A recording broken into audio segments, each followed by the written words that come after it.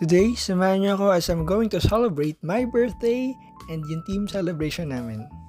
So, dito kami sa may Vikings SM Pampanga. So, first in the morning, coffee, and then checking the weather. It's quite gloomy outside, pero tuloy ang celebration, syempre.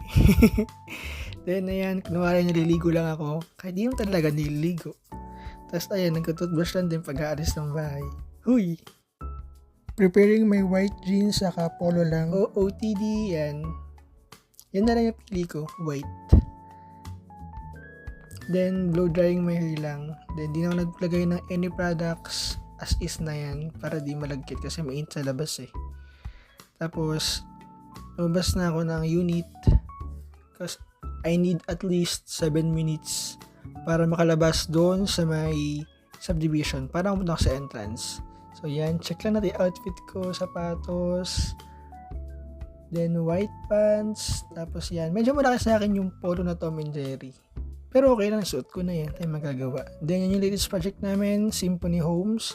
Ang first step ko nga pala is church kasi nag-pray ako and nagpasalamat ako kay God for this birthday celebration. Then, standing ovation sa bus. And after that, nakarating na ako ng San Fernando.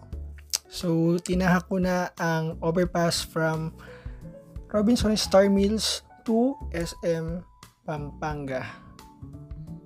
Grabe ba? Nakakapagod kaya. Pero maganda na may view, di ba? And then, tinahak ko na rin ang sobrang habang mall ng SM Pampanga. Ayan, papunta na ako ng Vikings that time to do the celebration. Happy birthday! Wala pa ba? Tulog pa si Angie. Ayan, pagkarating ko nga, isabihin natin na agad nila ako na happy birthday! So, walang paligoy-ligoy pa. Kumuha tayo ng mga pagkain na mga nagustuhan ko. Kumuha ko ng liempo, and then sushi, and then biryani. Kumuha ko ng mga different dishes. Tapos, binalanse ko lang ng kung ano-anong ulam na may prito.